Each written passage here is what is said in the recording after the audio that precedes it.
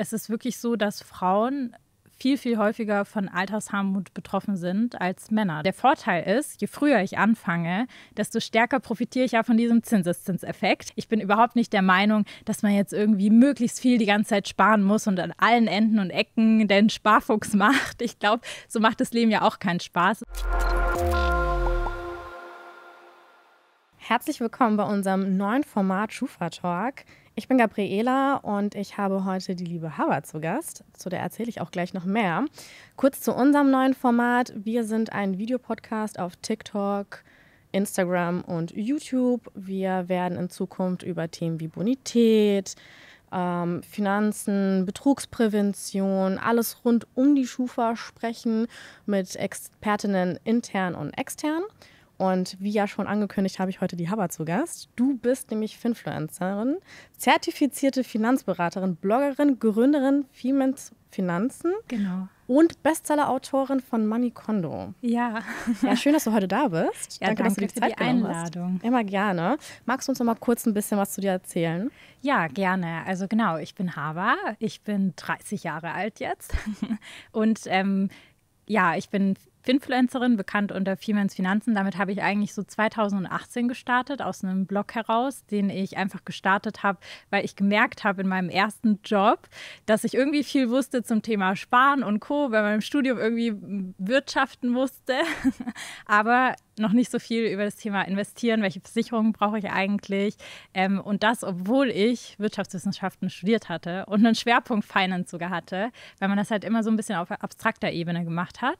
Und da habe ich einfach gestartet und angefangen, das Gelernte, was ich so gelernt habe, einfach runterzubrechen, aufzuschreiben, in Grafiken aufzubereiten, und das kam gut an. Dann hatte ich 2019 den Finanzblog Award damit gewonnen, den ersten Platz von der Comdirect, und dann hat das alles so seinen Lauf genommen, und seit 2021 bin ich selbstständig. Wir bieten eben einmal so das Thema Finanzkurse an, dass wir finanzielle Bildung haben, aber auch das Thema Beratung im Bereich der Altersvorsorge, der Absicherung, alles was halt so in Richtung Arbeitskraftabsicherung, Kranken etc. geht. Und ja, mittlerweile sind wir auch ein Team aus 5 Frauen noch. Das heißt Finanzen von Frauen für Frauen? Ja, kann man so sagen. Ja. Sehr gut. Und woher kam der Fokus für dich zu sagen, ich möchte die Finanzen für Frauen eben darbieten bzw. Hilfe leisten, wenn da halt kein Wissen noch besteht? Oder? Ja, also ich wollte das eigentlich zu Anfang gar nicht so differenzieren. Also klar, der Name deutet es schon so ein bisschen an, aber ich hatte den Blog halt einfach nur so gestartet, und ich glaube, durch diese ganze Aufmachung, wie ich eben Dinge erklärt habe in meiner eigenen Sprache oder auch welche Themen ich selber adressiert habe oder mich interessiert haben, also auch so Themen wie, was wäre eigentlich, wenn ich ein Kind bekomme, wenn ich in Teilzeit arbeite, was passiert da mit meiner Rente, was habe ich da zu beachten, oder auch so Themen, warum verdiene ich eigentlich weniger als meine Kollegen, obwohl ich genau das Gleiche mache, also Thema Gender Pay Gap haben wir ja auch in Deutschland. Führt, glaube ich, dazu, dass ich sehr viele Frauen angesprochen habe bei dem Thema, weil man schon gemerkt hat, mittlerweile hat sich das ja total verändert, aber so die Jahre vor 2018, 2019 war die Ansprache bei Finanzthemen schon immer sehr männlich. Also man hat irgendwie ein Magazin gehabt, wo drin stand, die 5 besten Aktien, und nicht irgendwie so dieses Thema drumherum adressiert. Warum ist es eigentlich so wichtig, auch für Frauen, und dass man mit dem Investieren auch Altersvorsorge betreiben kann?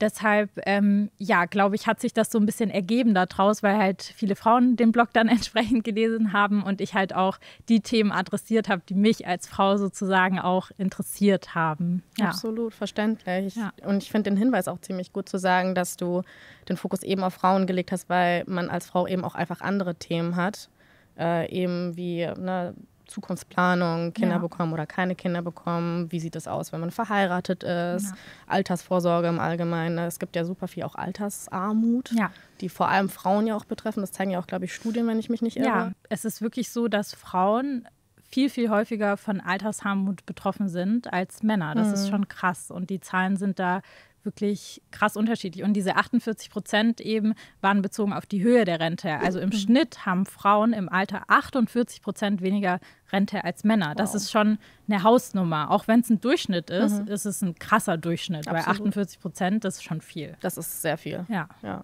Und ich meine, du hast ja auch darüber gesprochen, dass eben auch Finanzen immer so ein männerkonnotiertes Thema war, sehr hart umschrieben.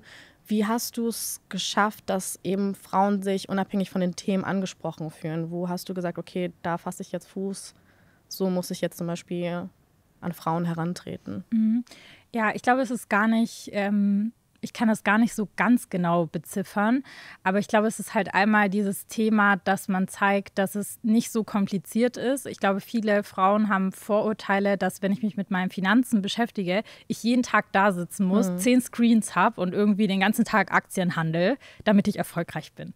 Aber das ist ja gar nicht der Fall. Man kann es auch recht entspannt machen. Und ich glaube, davor haben Frauen Angst, dass, wenn sie sich mit dem Thema auseinandersetzen, dass das halt irgendwie ein Fulltime-Job ist, was man ja nicht gewährleisten kann, wenn man einen Job hat, wenn man Kinder hat, wenn man noch Hobbys hat, wenn man halt irgendwie total viel zu tun hat, das Leben hat. So, ne? Das ist so ein Thema, und ich glaube auch zu adressieren das Problem, dass es für uns Frauen eigentlich noch wichtiger ist, uns um dieses Thema zu kümmern, um eben nicht in Altersarmut zu landen und ausreichend vorgesorgt zu haben und nicht diese Abhängigkeit auch zu haben von jemand anderem, dass ich über gewisse Themen nachdenke, dass ich möglichst früh anfange auch mit dem Thema. Und ich glaube, einmal halt dieses Problem und auch so ein bisschen die Herangehensweise einfach ein bisschen zu verändern, spricht Frauen mehr an, als wenn ich eben, wie gesagt, dieses platte Beispiel mit, das sind die 5 besten Aktien, in die du jetzt investieren solltest. Absolut, sehe ich auch so. Würdest du sagen, es gibt ein perfektes Alter, in dem man als Frau starten sollte, was so finanzielle Vorsorge anbetrifft? Also ich bin jetzt zum Beispiel 31. Ja. Ehrlicherweise habe ich mich erst so mit Ende 20 damit richtig befasst. Einfach, weil ich nicht damit groß geworden bin. Also ich hatte weder irgendwie das Schulfach Finanzen, noch habe ich das großartig von meinen Eltern mitgegeben bekommen. Es war irgendwie immer klassisch Sparbuch, Tagesgeldkonto, mehr irgendwie auch nicht. Also immer ein bisschen was beiseite legen. Gibt es da überhaupt das Alter? Gibt es einen zu spät auch dafür? Ja, also ich würde sagen, ein zu spät gibt es eigentlich fast nie. Wenn man jetzt merkt, ich muss was tun und ich sollte was tun, dann ist es nie zu spät. Ich glaube, wenn man halt so in Richtung Rente geht, 60 ist oder so, muss man sich nochmal genau überlegen, worin kann ich investieren, weil halt einfach die Bandbreite geringer wird. Und man muss seine Erwartungshaltung schärfen, dass man dann vielleicht eben nicht mehr rausgeht und super die üppige Rente hat. Aber ja, das ist, glaube ich, halt ein Thema von Erwartungshaltung dann. Und zu früh kann es eigentlich auch nie sein. Ich weiß selber auch von mir, und du hast es eigentlich auch richtig gesagt, es ist halt nicht so einfach, jetzt mit 20 einfach anzufangen oder mit 15 oder so, weil nicht jeder kommt aus einem Elternhaus, wo man über dieses Thema spricht, ja, dass man überhaupt das Wissen dazu hat, weil das ist auch wichtig, oder das Bewusstsein dafür. Und viele müssen sich natürlich auch selber finanzieren. Ich habe mein ganzes Studium selbst finanziert und das ist schon ein großer Druck, da über die Runden überhaupt zu kommen, dass da nicht viel übrig bleibt, um zu investieren. Aber ich glaube, wichtig ist, dass man sich dessen bewusst macht, auch im Studium oder auch in der Ausbildung. Ich habe jetzt vielleicht nicht so viel Geld, aber ich habe das Mindset schon dafür, dass ich was tun sollte. Und dann kann man direkt mit dem ersten Job, wenn man anfängt zu arbeiten, sich Gedanken machen, wo schaffe ich es vielleicht 50 Euro, 100 Euro für meine Altersvorsorge zurückzulegen. Denn der Vorteil ist, je früher ich anfange, desto stärker profitiere ich ja von diesem Zinseszinseffekt. Und der geht eher auf Zeit als auf die Summe, die ich investiere. Das heißt, je früher ich anfange, desto weniger muss ich eigentlich auch verzichten, um zum Beispiel meine Altersvorsorgeziele zu erreichen, oder kann noch mehr erreichen und mir andere tolle Sachen ermöglichen in meinem Leben. Das heißt, ich habe da halt einen viel höheren Hebel, wenn ich früher anfange, und das auch mit kleinem Geld. Deshalb würde ich das auf jeden Fall empfehlen, aber man sollte sich auch nicht unter Druck setzen. Also dann, wenn es dann halt passt, ohne es zu krass herauszuschieben. Verstehe. Das heißt, dein ganz klarer Tipp wäre, klein anfangen, definitiv überhaupt anfangen erstmal. Ja. Und findest du, eine gewisse Zielsetzung gibt es da oder sollte es irgendwie vorgeben? Du meinst so Zielsetzung in dem Sinne, dass ich jetzt sage, ich will... Was man erreichen möchte vielleicht. Also ich meine, es gibt Leute, die, keine Ahnung, die haben Jahrespläne, die sagen, okay, in 5 Jahren möchte ich so und so viel zurücklegen. Ja. Sollte es was Konkretes sein, so wie, keine Ahnung, Urlaubsplanung oder wirklich finanzielle Vorsorge im Sinne dessen, dass man irgendwie eine Wohnung oder ein Haus finanzieren möchte. Muss es immer ein Ziel geben oder... Ja, also da bin ich tatsächlich der Meinung, es ist gut, ein Ziel zu haben, einfach aus dieser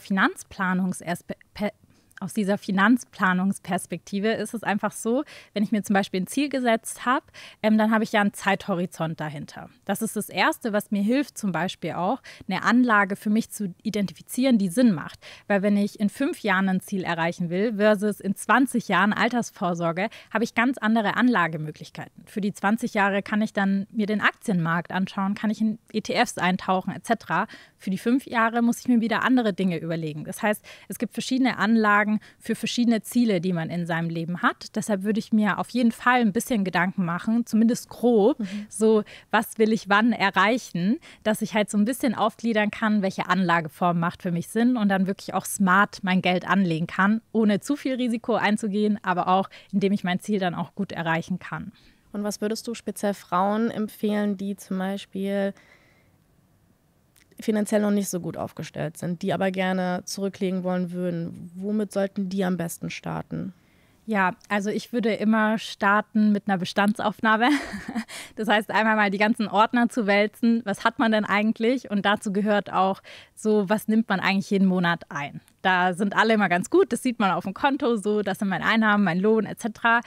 Und dann aber auch, was gibt man aus?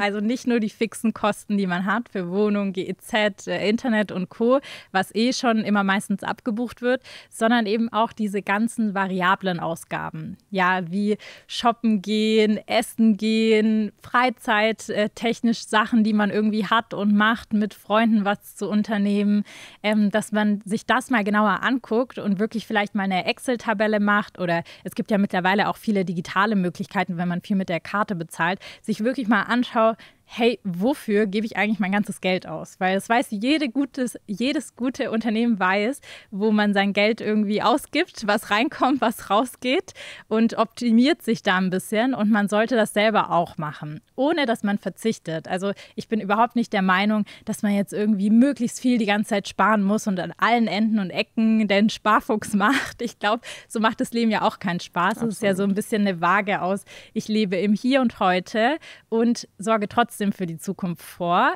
ohne sie zu vergessen, sag ich mal. Und das ist, glaube ich, wichtig. Und deshalb würde ich mich da halt einfach hinsetzen und hinterfragen, wo habe ich vielleicht Einsparpotenzial, wo kann ich Dinge substituieren, die mir wichtig sind, aber nicht so wichtig, dass ich sie in genau diesem Umfang irgendwie ausgeben muss. Und so findet man eigentlich recht schnell heraus, wo fließt mein Geld hin und wo kann ich vielleicht noch das ein oder andere einsparen, was ich dann halt wiederum investieren kann, wenn man das wirklich möchte. Also so wie du gesagt hast, wäre das meine Empfehlung, die ich als allererstes machen würde. Sehr gut. Ich habe das Gefühl, dass ich jetzt schon irgendwie in den paar Minuten, die ich jetzt hier mit dir gesprochen habe, mehr gelernt habe, als irgendwie gefühlt in den letzten 31 Jahren. Und ich meine, das ist ja schon wie eine Beratung hier. Wie läuft denn eigentlich eine Beratung bei euch ab, wenn sich jemand bei euch meldet und sagt, hey, helft mir gerade mal? Ja, also es kommt ganz drauf an, in welchem Themenbereich wir so unterwegs sind. Wir machen ja primär so die Themen Altersvorsorge, Absicherung und ich würde mal von Altersvorsorge ausgehen, also diesen ganzen Bereich aufzuräumen, Bestandsaufnahme zu machen etc. Das liegt, glaube ich, immer bei einem selber. Ich glaube, das ist ganz schwierig, eine Beratung zu machen, weil das ist so individuell, dass man selber einfach sich hinsetzen muss und das Ganze spiegeln muss. Wenn man jetzt zu uns kommt, kommt man eigentlich schon mit einem konkreten Ziel und sagt, ich möchte was fürs Alter tun. Und ich habe mir vorgestellt, dass ich in meinem Alter so und so leben möchte. Das heißt, wir gehen einmal durch, was kostet denn so ein Leben, so wie du dir das vorstellst. Rechnen dann auch nochmal die Inflation drauf, weil das ist vielen auch nicht bewusst. Wenn ich heute 2.000 Euro zum Leben brauche, dann brauche ich in 30 Jahren wahrscheinlich eher 4.000 Euro auf dem Papier. Das heißt, ich muss halt irgendwie gucken, dass dann auch 4.000 Euro auf dem Papier rauskommen. Wir legen daneben, was bekomme ich eigentlich aus den Dingen, wo ich schon angespart habe. Also gesetzliche Rente, betriebliche Altersvorsorgen, die man vielleicht macht, andere Vorsorgeverträge, die man schon hat, ob man privat schon irgendwie was angespart hat, was so da ist, also auch ein bisschen Bestandsaufnahme, aber eher im finanziellen Bereich, legen das daneben und gucken uns dann an, wie hoch ist die Lücke, was muss man ausgleichen. Was ist deine Möglichkeit auch aktuell? Ich meine, das passt ja nicht immer zusammen. Also vielleicht muss man eigentlich, um sein Ziel zu erreichen, 200 Euro im Monat zurücklegen, aber aktuell sind nur 100 möglich. Dann arbeiten wir natürlich erstmal mit den 100 Euro und gucken uns gemeinsam an, worin kann man die investieren, was macht irgendwie Sinn für dich, was sind deine Wünsche, was stellst du dir vor, welche Anlageform findest du wichtig, Thema Nachhaltigkeit auch, spielt es eine Rolle irgendwie für dich? Und dann geht es eigentlich so ein bisschen ins Zweitgespräch, wo dann unsere Beraterin immer ganz viel vorbereitet und verschiedene Optionen zeigt und Vor- und Nachteile durchgeht, weil klar ist auch, es gibt halt nicht die eierlegende Wollmilchsau. Also man kann nicht super sicher anlegen, super nachhaltig und super günstig und irgendwie mit mega viel Rendite, sondern es ist halt immer ein bisschen ein Wechselspiel. Und so identifiziert man für sich dann, was macht irgendwie für mich Sinn und was macht weniger Sinn. Die Balance ist da wichtig, so wie man das jetzt raushört bei dir. Und du hast ja jetzt auch gerade viel über Altersvorsorge gesprochen. Würdest du sagen, wenn man an sich keine finanzielle Vorsorge leistet, dass man automatisch auch in eine Altersarmut abdriften kann? Ja, definitiv. Also was vielen, glaube ich, nicht bewusst ist, unsere gesetzliche Rente funktioniert ja nach dem Umlageverfahren. Das heißt, alles, was wir heute einbezahlen, wird schon direkt auf die aktuellen Rentner umgelegt. Also es wird nichts angelegt oder so. Und dieses System, kann man sich vorstellen, funktioniert natürlich nur, wenn es viele junge Menschen gibt, die die ganzen alten Leute finanzieren. Wir haben aber mittlerweile eine umgedrehte Bevölkerungspyramide. Es kommen leider immer weniger Menschen nach, die die ganzen alten Leute, die auch leider immer älter werden, was heißt leider, also wir freuen uns alle, aber es ist halt schwierig für das System, finanzieren müssen. Das heißt, es ist schon seit über mehreren Jahren der Fall, dass die Rente über andere Staatshaushalte querfinanziert wird. Das heißt, dieses Umlegen geht gar nicht mehr auf. Es wird über Steuern querfinanziert.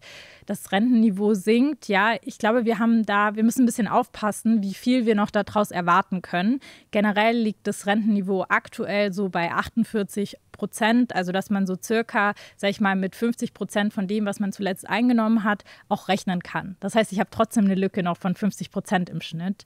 Und die gesetzliche Rente ist halt auch gedeckelt, wenn ich bis zur Beitragsbemessungsgrenze verdiene. Ja, das sind, glaube ich, aktuell knapp irgendwie 60.000 brutto oder so. Alles darüber hinaus zahlt man gar nicht mehr ein in die gesetzliche Rente. Das heißt, ich habe da halt einen gewissen Grundschutz, aber wenn ich so leben möchte, wie ich vielleicht heute lebe, entspannt, mir keine Sorgen machen möchte im Alter, dann muss ich auf jeden Fall privat vorsorgen. Ja. Und steht auch im Rentenbescheid drin, übrigens. Oh, wow. Ist überlesen nur viele. Wenn man den Rentenbescheid mal umdreht, auf die zweite Seite steht das wirklich mit dabei, dass man auf jeden Fall was machen sollte. Das hat so ein bisschen den Eindruck wie bei den AGBs, die man ja wirklich nur gefühlt überfliegt und dann das Häkchen dahinter sitzt und das Kleingedruckte tatsächlich nicht liest dazu. Das ist ein guter Tipp, auch für die Community. Und wie wichtig ist denn überhaupt für dich selber die finanzielle Freiheit und Vorsorge? Wo würdest du sagen, das ist für dich das, wo du gerne irgendwie Geld ausgibst, Geld investierst? Was bedeutet für dich das? Ja, also ich bin nicht in so einfachen Verhältnissen aufgewachsen, weil meine Eltern sind ja aus dem Krieg dann nach Deutschland gekommen. Ich bin zwar hier geboren, so kurz quasi vor der Geburt hierher gekommen und es war halt nicht immer so einfach mit dem Geld. Ich hatte trotzdem eine super schöne Kindheit, aber man musste halt auch immer gucken im Supermarkt und Co., was kann man einkaufen, was nicht, was geht, was ist möglich und was nicht möglich. Und deshalb ist für mich eigentlich schon finanzielle Freiheit, dieses selbst bestimmen zu können, sich keine Gedanken machen müssen auf täglicher Basis, ob das Geld ausreicht oder auch im Alter, ob das ausreichen wird. Und das will ich einfach nicht. Und für mich ist genau das, dass ich halt selber entscheiden kann, einfach ganz simpel im Supermarktregal, was ich jetzt essen möchte und was ich irgendwie gerade gut finde und dann nicht so auf den Preis achten muss oder mal essen gehen kann. Das ist schon irgendwie auch ein Luxus für mich und eine Art von finanzieller Freiheit, die ich heute schon habe, dadurch, dass ich halt irgendwie gucke und richtig wirtschafte, worauf ich sehr stolz bin und die ich mir natürlich auch im Alter beibehalten möchte. Und deshalb ist halt auch die Form der Altersvorsorge für mich finanzielle Freiheit. Manche sagen ja irgendwie, sie möchten mit 50 aufhören zu arbeiten und das ist Freiheit für sie, dann um die Welt zu reisen oder so, kann ich auch voll verstehen, da ist jeder ja irgendwie ganz anders. Aber für mich sind es eigentlich so diese einfachen, simplen Sachen, die wir als selbstverständlich nehmen. Und ich mag meinen Job. Also ich sehe mich eigentlich auch bis 70 oder so arbeiten, also solange es geht. Zumindest irgendwie so, dass ich es halt frei entscheiden kann, dass ich nicht muss, aber trotzdem noch was machen kann. Das ist schön. Ich finde das auch eine ziemlich gut zusammengefasste, auch von dir eben, also zum einen danke für die Erfahrung, die du mit uns geteilt hast und zum anderen auch einfach, was Freiheit für jeden natürlich bedeutet. Und ich konnte mich auch mit dem identifizieren, was du gesagt hast, dass man halt von klein auf an eher ein bisschen sparsamer gelebt hat, ne? Also Eltern, die dann auch eher drauf geachtet haben, okay, wofür gibt man da gerade Geld aus? Ja. Und ich sehe mich da genauso, ne? Wenn man einkaufen geht und sagt, ich gucke heute nicht aufs Geld, ich kaufe mir dann auch gern das teurere Produkt, weil es einfach gut schmeckt oder ich einfach darauf Lust habe. Deswegen auch schön, dass du darauf nochmal eingegangen bist. Und ich mache mal jetzt einen ganz harten Sprung von dem einen Thema zum anderen. Ich meine, Finanzen, finanzielle Vorsorge, ich habe das Gefühl, seit Corona boomt das Thema erst recht, weil Leute sich irgendwie mehr und mehr damit befasst haben. Über soziale Medien kursieren ja super viele Meinungen dazu. Ja. Es gibt auch andere FinfluencerInnen, manche selbsternannt, manche natürlich richtige Finanzberatungen oder Beraterinnen, die auch fundiertes Wissen dazu haben. Was glaubst du, wie kann man da am besten wirklich gute und richtige Informationen beziehen? Was würdest du so der Community eben empfehlen? Ja, das ist, glaube ich, ein ganz wichtiges Thema. In allen Bereichen irgendwie gibt es ja mittlerweile eine Informationsflut und auch das, was man auf Social Media sieht, muss nicht immer so wahr sein. Ich würde immer darauf achten, wie die Person kommuniziert, also gibt sie konkrete Empfehlungen, kaufe Aktie XY, das ist immer ein bisschen schwierig, weil die Person weiß ja nicht, was für ein Risikoprofil du hast, die weiß auch überhaupt nicht, welche finanzielle Situation du hast selber oder welche Ziele du auch damit hast. Das heißt, da wäre ich ein bisschen vorsichtig, würde das differenziert betrachten und auch, wie objektiv diese Informationen aufbereitet sind. Also werden Vor- und Nachteile präsentiert oder wird eine Sache irgendwie als das Nonplusultra verkauft? Weil ich habe es ja gerade gesagt, es gibt so viele Anlagemöglichkeiten da draußen, so viele, wie es verschiedene Charaktere gibt, würde ich sagen. Das Thema ist halt nur, wann passt eine Anlage zu mir? Und jede Anlage hat Vor- und Nachteile. Es gibt nicht die eierlegende Wollmilchsau. Und das heißt, ich muss halt so ein bisschen wissen, okay, ist jemand objektiv? Was teilt er für Informationen? Ist es mehr ein How-to? Wie kann ich es selber machen? Wie werde ich enabled? Oder ist es wirklich ein mache dies und du wirst reich Ding? Da wäre ich immer vorsichtig. Ich weiß, es sind immer tolle Aussichten. Ne? Ja, wenn da jemand mit dem Porsche vorfährt und sagt, mach's so wie ich und du wirst reich. Aber es ist halt nicht die Realität oft. Es ist halt, ja, es funktioniert auf Social Media, aber die Realität sieht oftmals ein bisschen anders aus. Und man muss wirklich für sich dann individuell schauen, dass man dann nicht irgendwie viel Geld auch verliert, dass man das halt einfach differenziert betrachtet und vielleicht auch sein eigenes Ego ein bisschen rausnimmt. Nur weil jemand genau das präsentiert, was man sich vielleicht vermeintlich wünscht von seiner finanziellen Freiheit, muss es nicht unbedingt bedeuten, dass das für einen genauso selber auch funktioniert. Genau, das, glaube ich, ist wichtig. Und ansonsten sieht man ja auch, wenn man jetzt verschiedene Angebote oder so hat, kann man ja auch immer Bewertungen dann gleichzeitig auch mal auf Google schauen, so was sind Erfahrungen von anderen mit diesen Profilen etc. Aber ansonsten, glaube ich, gibt es ganz viele tolle Informationen da draußen, ganz viel auf YouTube, auf Instagram, auf TikTok. Ich glaube, es gibt so viele Möglichkeiten wie noch nie, sich finanziell zu bilden, und es ist wichtig, einfach das zu finden, was zu einem passt, und ein bisschen differenziert drauf zu schauen, ob halt Vor- und Nachteile gezeigt werden. Wichtiger Hinweis. Also nur, wenn man jetzt irgendwie 2.000 € die Woche was rein investiert und erwartet, dass man nächste Woche dann das Doppelte von bekommt, ist oft nicht schwierig. Die Realität. Ja. Und man kriegt das Geld ja auch nicht vor allem sofort ausbezahlt. Nein. Das ist nicht der Fall, aber sehr guter Hinweis auf jeden Fall nochmal von dir. Und ich hatte ja auch persönlich schon erzählt gehabt, dass ich ja erst jetzt mit Ende 20 angefangen habe, so ein bisschen Erfahrung auch zu sammeln mit auch Investments und wie gesagt Vorsorge. Ich höre ganz viel immer ETF-Sparpläne, Einzelaktien. Kannst du da nochmal drauf eingehen? Was ist genau was? Ja. Wann kommt was überhaupt in Frage? Ja, gerne. Also Aktien sind eigentlich einfach nur Anteile an einem Unternehmen, die ich habe. Ich bin eigentlich so Miteigentümer. Wenn ich jetzt zum Beispiel, wir hatten ja gerade das Beispiel Porsche, von Porsche eine Aktie kaufe, dann bin ich Miteigentümer von Porsche und kann auch mitbestimmen. Die laden mich auch tatsächlich zur Hauptversammlung ein. Problem ist nur, wenn ich eine einzelne Aktie bei mir in meinem Depot halt drin habe, das ist so der digitale Geldbeutel, wo man diese Wertpapiere kaufen kann, dann wird es schwierig. Weil wenn es Porsche mal nicht so gut geht, dann geht es vielleicht meiner Altersvorsorge nicht so gut, wenn ich die nur auf diesen Aktien irgendwie aufgebaut habe. So, und da kommen so ein bisschen ETFs ins Spiel, weil die eben dieses Ganze streuen. Ein ETF, sage ich immer, ist einfach ein Obstkorb, der ganz viele verschiedene Obstsorten aus verschiedenen Ländern, aus verschiedenen Branchen reinlegt in diesen Korb. Und ich kaufe Anteile an diesem Gesamtkorb. Und mein Vorteil ist halt, wenn ein Obst fault in meinem Breitengrad, dann habe ich noch anderes Obst, was ich essen kann. So, und so ist es eigentlich die Analogie auch so ein bisschen zum ETF, dass halt quasi hier verschiedene Aktien drin sind aus verschiedenen Branchen, aus verschiedenen Ländern, dass man halt sehr breit streut und dadurch dann Risiko auch runtergeht.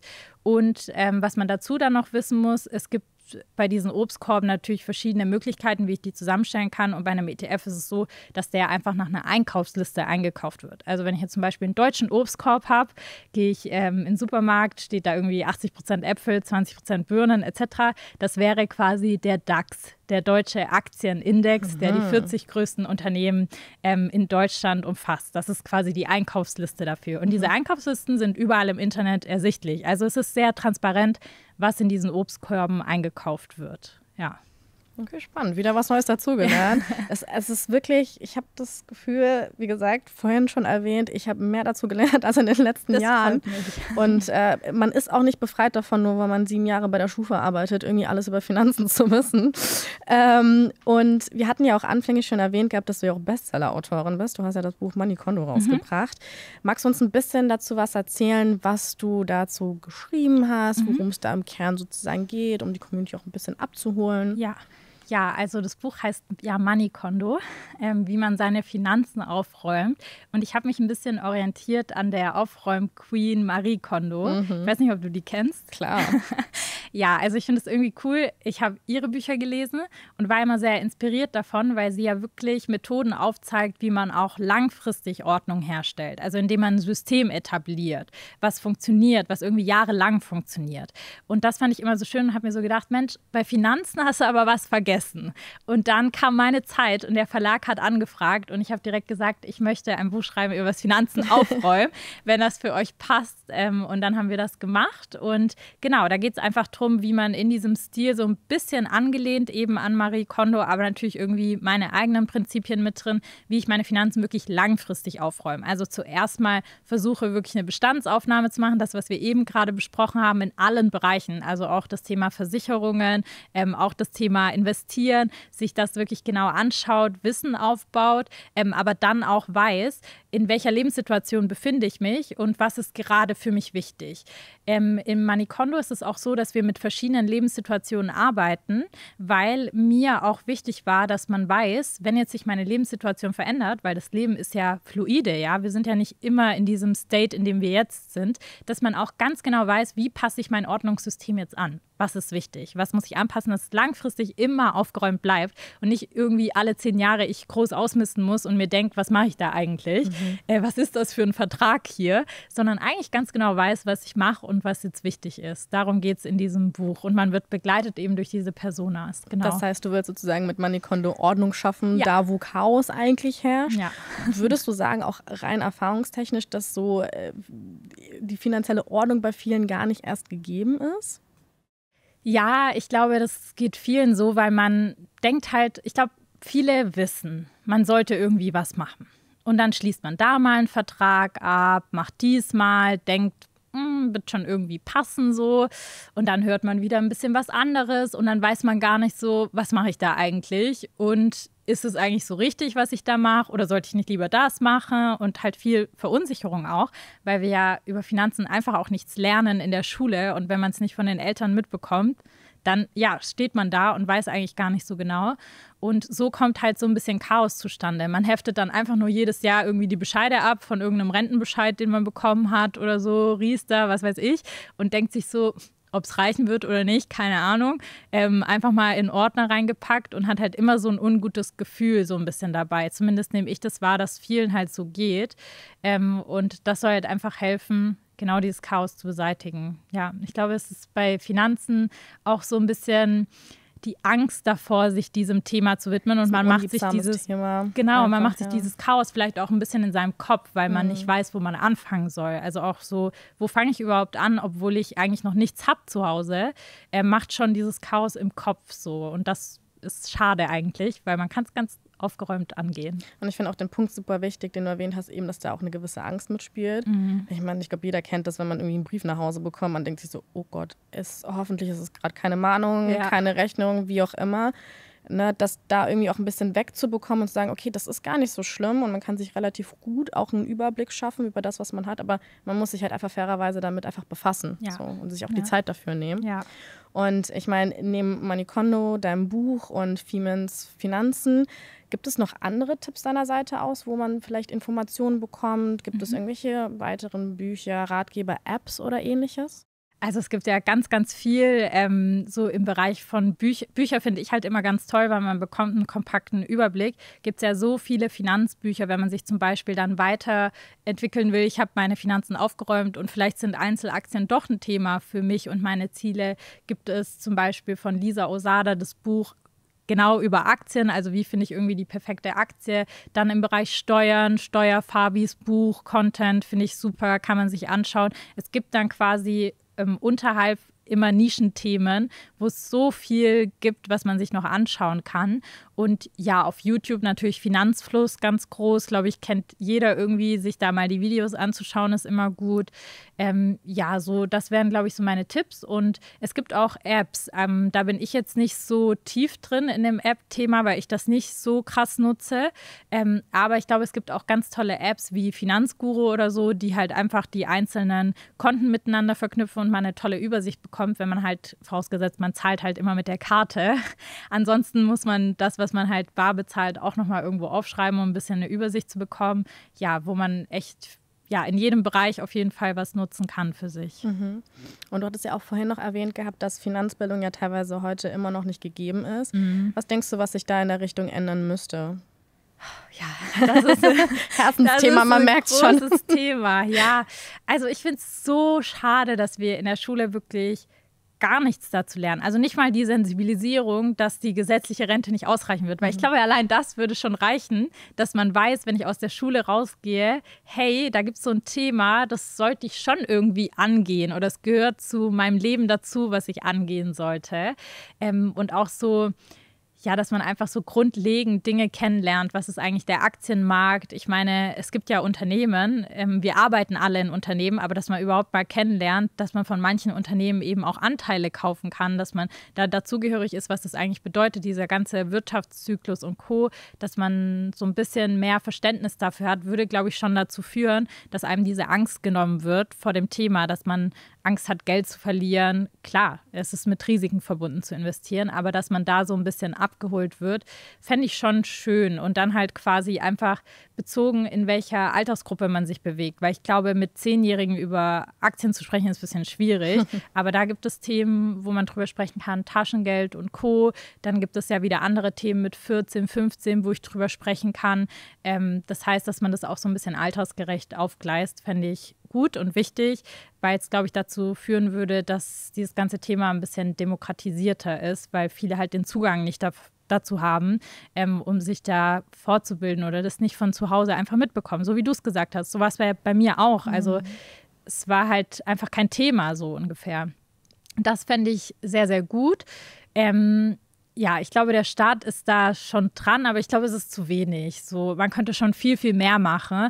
Und ich bin auch ganz ehrlich, ich finde es auch richtig, richtig schade, dass jetzt auch zum Beispiel im aktuellen Wahlkampf, es wird überhaupt nicht über die Rente gesprochen. Obwohl das so ein großes Thema ist, was uns betrifft. Alle jungen Menschen gehen raus, Fridays for Futures für die Umwelt. Ja, das ist super wichtig. Aber ich glaube, noch akuter ist tatsächlich dieses Thema Altersvorsorge und Rente. Das ist vielen gar nicht bewusst, weil es könnte ja auch kommen, dass es komplett kollabiert. Und was passiert dann? Also was machen wir dann? Warum gibt es da eigentlich keine Reform, dass sie irgendwie dem gerecht wird, wie unsere Gesellschaft eigentlich jetzt schon aussieht? Die Pyramide ist ja schon umgekehrt. Das heißt, ich glaube, das würde nämlich auch dazu beitragen, wenn man zum Beispiel über Aktienrente spricht. Das war ja zum Beispiel mal ein Thema. Oder wie ergänzt sich die gesetzliche Rente mit Aktien, wie in Schweden zum Beispiel, was da schon lange der Fall ist, dass sich auch mehr Menschen trauen, selber privat in den Kapitalmarkt zu investieren, weil man sieht, okay, der Staat macht das für mich, dann wird es ja gar nicht so schlecht sein, wenn ich mich selbst auch mit diesem Thema auseinandersetze. Also auch so ein bisschen eine Vorbildfunktion einnimmt. Ja, das würde ich mir wünschen. Mal schauen, was so kommt. Ja, aber fingers crossed, was das anbetrifft. Also es kann hoffentlich nur besser werden. Ja. Und gibt es da überhaupt irgendwie, ich sag mal, Fehler, die man begehen kann in Sachen Finanzen, wo du sagen würdest, das ist eine Todsünde? Vermeiden? Ja, also ich glaube, Fehler ist immer so hart gesagt. Man lernt aus Fehlern, die man macht. Ich glaube, Fehler sind normal und menschlich. Ich glaube, was halt wichtig ist, was ich vorhin gesagt habe, dass man nicht einfach platt nachkauft, was andere machen, sondern sich wirklich mal mit sich selber auseinandersetzt, mit seiner Situation, dass man auch ein gewisses Selbstbewusstsein gewinnt und weiß, was man in verschiedenen Situationen dann auch zu tun hat. Also nicht einfach stupide irgendwem was nachkauft, sondern sich wirklich Gedanken macht, was passt zu mir, was passt zu meinem Risikoprofil, was passt zu meinen Zielen, zu meiner finanziellen Situation. Dass man keine Angst vor dem Thema hat, also dass man sich da nicht irgendwie groß reinquatschen lässt. Ich glaube, viele sind halt auch von der Familie oder so oder Telekom-Trauma gibt es ja auch in Deutschland, dass man Angst hat vor dem Aktienmarkt, dass man einfach mal unvoreingenommen in die Sachen reingeht und sich nicht zu viel Angst von außen einquatschen lässt, sondern sich einfach mal damit auseinandersetzt und sich seine eigene Meinung bildet. Das ist, glaube ich, nochmal so ganz wichtig. Und das Thema aufzuschieben ist eine Todsünde. Also wenn ich wirklich das bis ins Unendliche aufschiebe, das ist ganz, ganz schlecht, weil es wird nie jemand an die Tür kommen, anklopfen und sagen, Hava, du solltest was tun, so, hier, ich habe was für dich.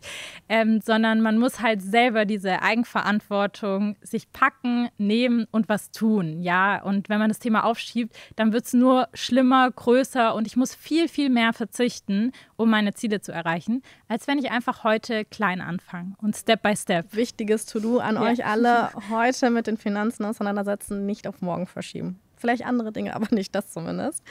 Und ich glaube, wir kommen auch schon zum Ende unseres Videopodcasts. Du hast super viele hilfreiche Tipps und Hinweise uns gegeben.